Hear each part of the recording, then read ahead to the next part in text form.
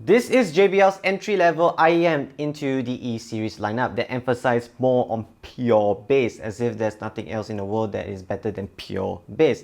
But jokes aside, the package comes included with the auto sealing pouch as well as a total of 3 ear tip sizes. Now, as far as looking at the cable, it does not touch my face. The build quality is slightly better than the C series. Now, the cable right here from buds to end is 1.2 meters long. I wish they included a cable management tab like my previous review, the Sony IER H500A, that helps to shorten the cable length to adapt to your height so the cable does not dangle around.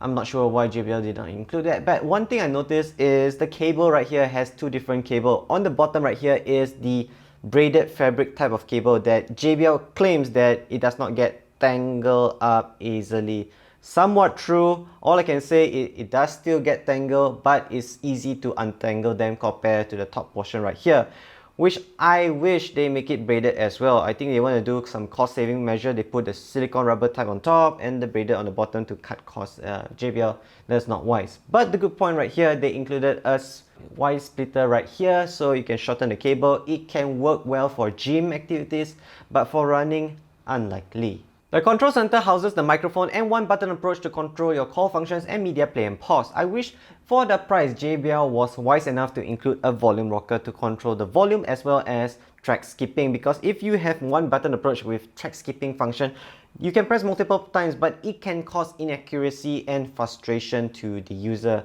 So wise up, JBL. So here is the microphone test of the IEMs recorded into the H1 recorder right here. The good news is the microphone is near to your mouth area, so you don't necessarily have to pick up and talk like this. So testing 1 2 3, testing 1 2 3, peanut butter and jelly. Here is the deep voice like Frank Sinatra, or a little bit high pitch like anime girls. I would say the microphone is doable. It can be better for a branded name like JBL.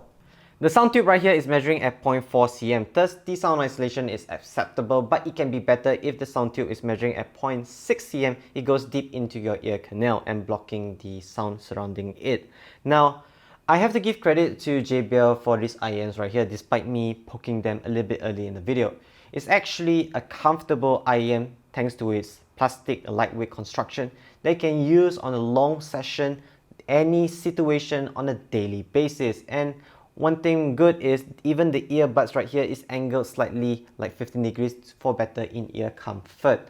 So this babies right here is powered by a pair of 9mm neodymium dynamic driver. We use the iPhone 6 at the 5th to the 7th volume bar for our audio quality test using also a portable amp and DAC called the Cozy Take. Now for audio quality test, for pop and EDM I chose TNB-OK. The low bass frequency is highly energetic and notable. You can feel the air pressure movement in your ears. The low frequency is well bodied, it does not eat into the vocals, and it has zero bass distortion. The subtle bass vibration fades somewhat smoothly. The low bass slightly overpowers the vocals. When it comes to PMR, do it again. The bass is energetic and firm. You can feel the air pressure once more. The bass fades smooth but ends quickly at the 2-minute and 5-second mark.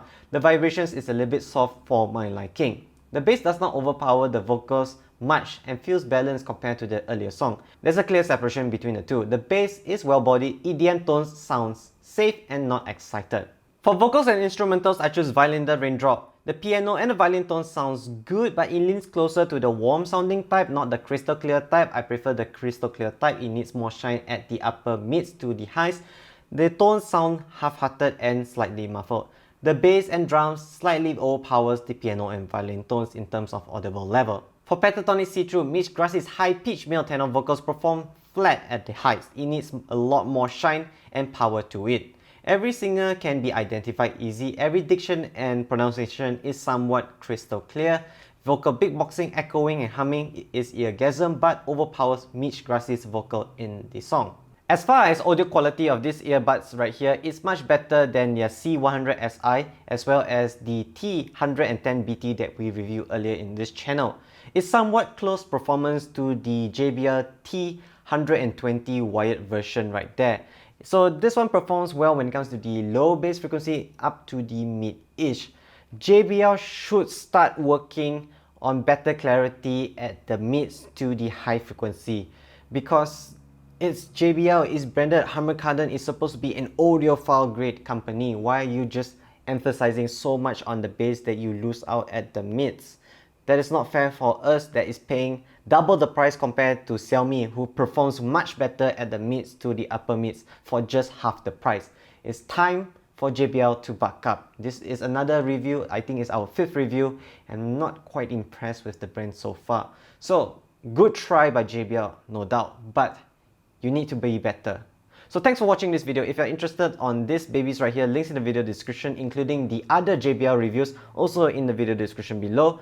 Remember to like and subscribe and comment below what do you think about these babies right here, what other JBL products we should review next, what other products from other brands we should review next.